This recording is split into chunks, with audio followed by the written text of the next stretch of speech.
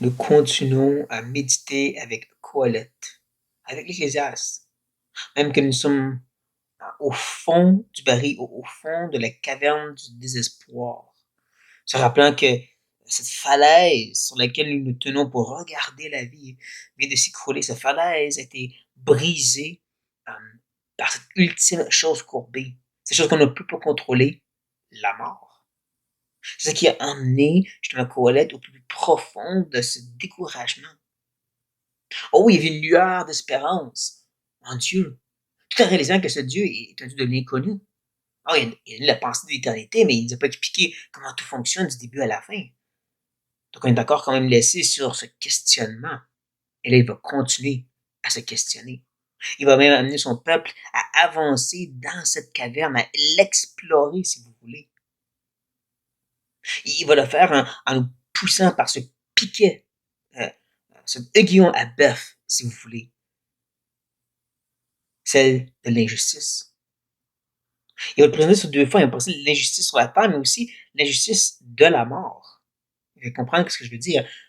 Donc, les versets 16 à 18 se concentrent sur cette injustice terrestre, mais ensuite, au verset 19, il va tourner la chose et nous parler de l'injustice de la mort jusqu'au verset 22. Nous n'allons pas le laisser avec un peu de vérité ou d'encouragement cette fois-ci, parce qu'en plus qu'on rentre dans la caverne, plus qu'on explore les parties ténébreuses, et plus qu'on est laissé sur le questionnement de cette vie qui est justement incompréhensible des fois, impalpable. Et c'est correct que même dans notre foi, on peut dire, je comprends pas. Ça me dérange. Justement, l'injustice dans le monde, cette méchanceté, ça me dérange et c'est correct. Donc, nous commençons avec le verset 16. J'ai encore vu sous le soleil. Rappelez-vous cette fameuse expression qui veut dire tout ce qui se passe sur la terre présentement. Et Colette regarde très peu qu'est-ce qui se passe après la mort. Il faut se rappeler que tous les gens sur cette ancienne alliance avaient très peu d'informations sur la vie après la mort. Il y avait quelque chose, ils croyaient, mais Dieu a très peu révélé sur ça. Ce n'est qu'avec le spotlight du Nouveau Testament qu'on comprend qu'est-ce qui se passe après la mort en grande partie. Pas tout, bien sûr, mais beaucoup plus. Mais Colette, lui, vit sur une alliance qui est beaucoup plus restreinte, cette lumière. Et donc, il se concentre sur la vie terrestre, ce qui se passe sous le soleil. Il dit qu'au lieu établi pour juger, il y a de la méchanceté. Et qu'au lieu établi pour la justice, il y a de la méchanceté. On comprend, il fait encore de la répétition, utilisant différentes expressions pour de la même chose. Cette place de jugement, cette place de justice, nous on pourrait dire les palais de justice. Il y a de la méchanceté, de l'injustice qui se passe. Comment ça? C'est ici que certains vont s'objecter et dire ça ne peut pas être donc Salomon. Salomon était le roi, il régnait sur tout Israël, il savait ce qui se passait dans son pays. Ben, moi je dirais que ce soit Salomon ou quelqu'un qui s'est mis dans la peau de Salomon, il faut réaliser quand même que le roi ne savait pas tout ce qui se passe dans son pays. Il avait justement établi des juges et des dirigeants pour prendre en charge certaines des provinces et tout, mais pas savoir à 100% tout ce que ces hommes faisaient. Moi, j'imagine un petit peu Salomon ait mis un déguisement d'une personne, monsieur tout le monde. Puis il s'est promené à travers son grand pays, puis il a réalisé que dans ces places de jugement et de justice, ces palais de justice, les juges étaient corrompus. Ils se laissaient acheter, puis il est troublé par ça. Il amène son audience à être troublé par l'injustice. Il continue au verset 17 en disant j'ai dit à mon cœur. Rappelez-vous, ça, c'est cette idée de vraiment une grande réflexion. Selon toute l'information qu'il a accumulée, selon la sagesse que Dieu lui a donnée, il arrive à une certaine autre conclusion maintenant. Dieu jugera le juste et le méchant. Donc, voyant l'injustice de la terre, il a dit au moins il y a la lueur d'espérance. Il y a un Dieu qui est juste. Elle est continue. Car il y a un temps pour toute chose et pour toute œuvre. Un peu comme le poème nous présentait, un peu comme il en a discuté, mais en même temps qu'il nous a laissé un peu révèle, right? Un peu dans cette incompréhensibilité. Oh, oh, oh oui, On a de la pensée de l'éternité. Oh oui, on réalise qu'il y a un Dieu, mais on ne connaît pas les saisons. On ne connaît pas les pensées de Dieu et ses plans. Donc, on est laissé encore avec cette idée de impalpable, de Hevel, dans laquelle il nous a laissé tantôt, dans le début du chapitre 3, puis il nous ramène là encore. En nous disant, la terre est injuste, Dieu est juste, mais en même temps, je ne sais pas comment il agit.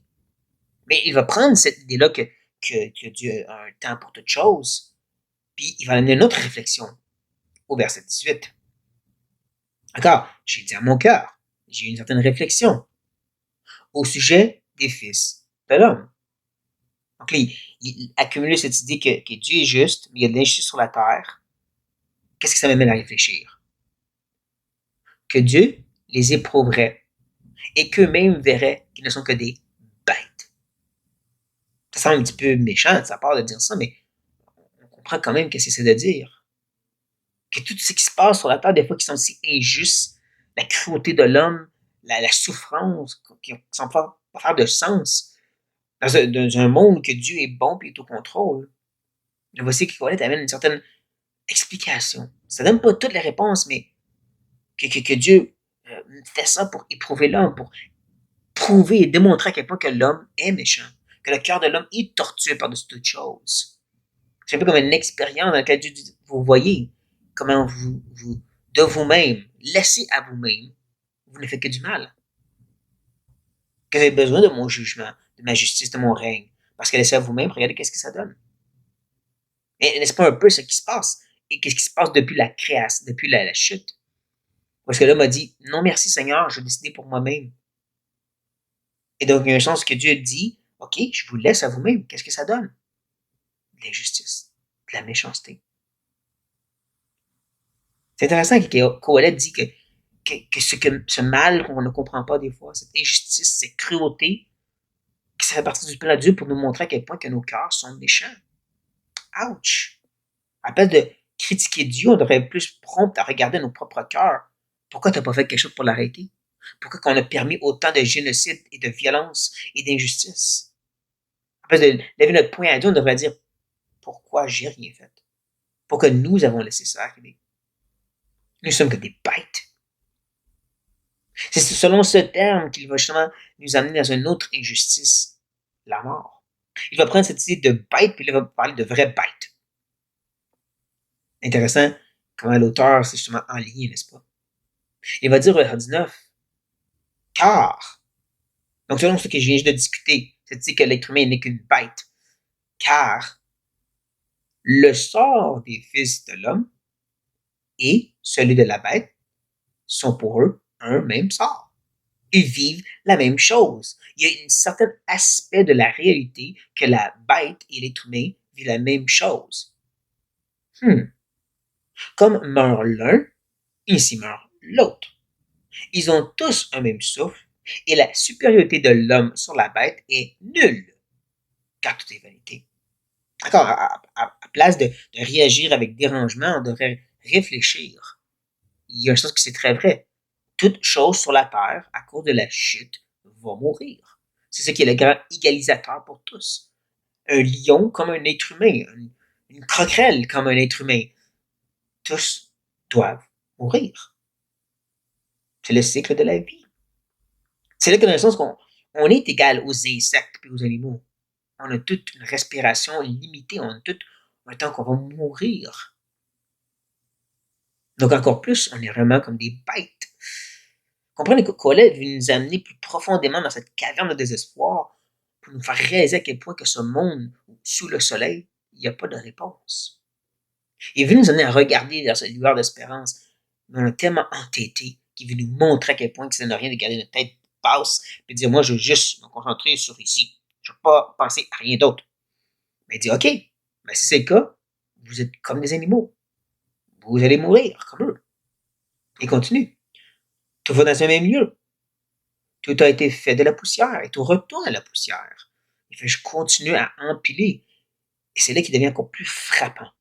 Il faut comprendre, une des raisons pourquoi ce livre est écrit, probablement, pas être certain, mais probablement, c'est apologétique, une défense de la foi. Ici, c'est la foi juive, mais on parlait là la foi de l'alliance avec l'Éternel, que nous autres aussi on a, sous une nouvelle forme, mais il a probablement écrit ceci pour le partager à d'autres philosophes et gens qui réfléchissaient dans d'autres religions, pour leur montrer comment leur réflexion ne faisait pas de sens. C'est une défense de Yahweh. Et c'est pour ça, donc, il faut qu'on regarde les versets 21 et 22 de cette façon, sous cette optique-là, que Kohelet est en train de faire réfléchir tous ses lecteurs, à quel point que si tu te concentres sur le ici et maintenant, il n'y a pas d'espérance. Il n'y a pas d'espérance. Donc, gardez ça en tête pendant qu'on lit le verset 21. Qui sait si le souffle des fils de l'homme monte en haut, et si le souffle de la bête descend en bas dans la terre? Comme j'ai dit, ce n'est pas que Colette n'a aucune pensée qu'il y a une éternité, qu'il y a une vie éternelle. Mais c'est qu'il l'écrit pour que ses lecteurs puissent réfléchir et dire, est-ce que vous savez vraiment s'il y a une vie après la mort? Hein? Monsieur bouddhiste, monsieur musulman, est-ce que tu sais vraiment qu'est-ce qui va se passer après ta dernière respiration? Que tu ne vas pas juste aller à la poussière comme les animaux? Es-tu certain? C'est fait pour troubler cette question. Pas que Kohelet se pose réellement cette question, il est écrit au lecteur pour les amener à réfléchir eux-mêmes, à se questionner, à être troublés. Parce que la vie, c'est vraiment juste ici maintenant, comme les animaux. Quand tu meurs, tu deviens la poussière, puis c'est tout. C'est vraiment ça. Donc, verset 22, sa conclusion à tout ceci. Et j'ai vu qu'il n'y a rien de mieux pour l'homme que de se réjouir de ses œuvres. Ne manquez pas qu'ici, il n'y a pas de mention de Dieu. Ce n'est pas comme c'est au chapitre 2 où est-ce qu'il disait que Dieu donne à l'homme de pouvoir se réjouir. Donc, c'est quelque chose de palpable. Ici, il arrive à sa conclusion après avoir discuté longuement sur l'injustice de la terre, puis que le fait Dieu fait ceci pour nous montrer qu'on n'est que des bêtes, et comme des bêtes, on va tous mourir. Et donc, ultimement, si tout ce que tu as, c'est la terre, ben oui, mangez, buvez, car demain vous mourrez. C'est un peu provocateur de sa part pour ses lecteurs. Comme il dit ensuite, c'est là sa part. Le mot part, là, cette idée de voici le palpable, voici ce gain que vous cherchez, voici là, quelque chose qui devient saisissable dans ce monde qui est insaisissable, ce réveil, cette fumée.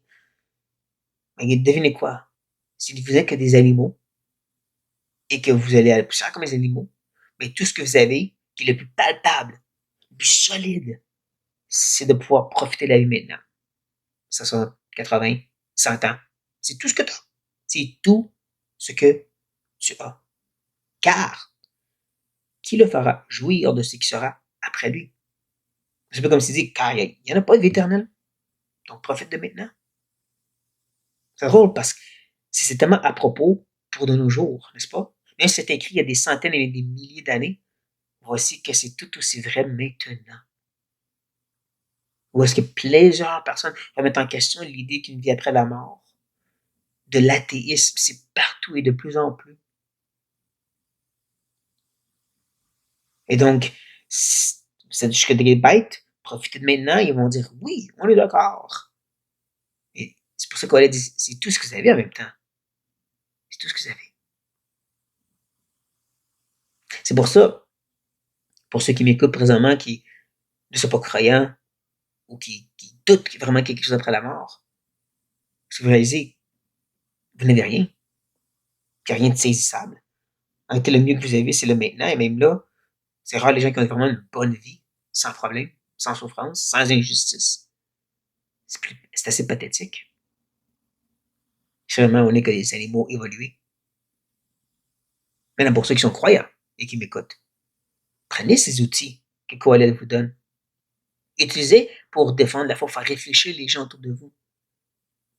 Pour leur faire réaliser à quel point c'est vraiment c'est tout ce que nous, c'est maintenant. C'est vraiment, on n'est que des animaux évolués. Assez pathétique la part que nous avons, n'est-ce pas? Surtout avec cette pensée de l'éternité qui regarde à quelque chose d'autre. Tu dis non, oublie ça. J'en ai une coche plus loin. Pour ceux qui sont croyants, réalisons à quel point que nous avons un message de plus en plus dans le monde chrétien qui cherche à vraiment axer tout sur le maintenant. Et ça, c'est dans toutes les sphères en passant, hein. C'est pas juste la prospérité, c'est dans toutes sortes de de de de de regroupements. Même les plus conservateurs, c'est d'avoir un bon mariage, puis bien élever des enfants, puis un bon travail, puis tout est sur le maintenant. On parle au loin de cette idée d'éternité. Oui, oui, on s'en va au ciel. Mais là, le maintenant, et de plus en plus, on doit rendre le maintenant plus solide et plus pesant que l'éternel pour de gloire. Tu vas te rendre compte quand tu lis le Nouveau Testament et tu vois à quel point que les gens comme Paul et Pierre disent c'est à propos de votre foi qui est purifiée. C'est à propos de ce qui s'en vient après. C'est à propos de les couronnes qui nous attendent. C'est à propos de la vie éternelle qui va être beaucoup meilleure. Et même si on oserait dire un amen à ça, il y a tellement un sens que c'est pas ça qu'on prêche. En réalité, on tombe dans le même piège que quoi essaie de détruire ici. On regarde à maintenant puis on essaie de vivre une bonne vie maintenant. On met trop l'accent sur le maintenant. Et ça, Colette dit, vous êtes comme des bêtes. Vous êtes que des bêtes. Et ceci nous provoque un peu à se questionner les choix qu'on fait, la vie qu'on vit. Est-ce qu'on a plus de poids? Est-ce qu'on rend plus palpable le maintenant? Ou la vie après? Qui sait? Si notre âme va vraiment monter en haut. Doit soit dérangé par ça. Et que son se questionner. Et même peut-être se repentir. Sur ce, frère et sœur, soyez bénis.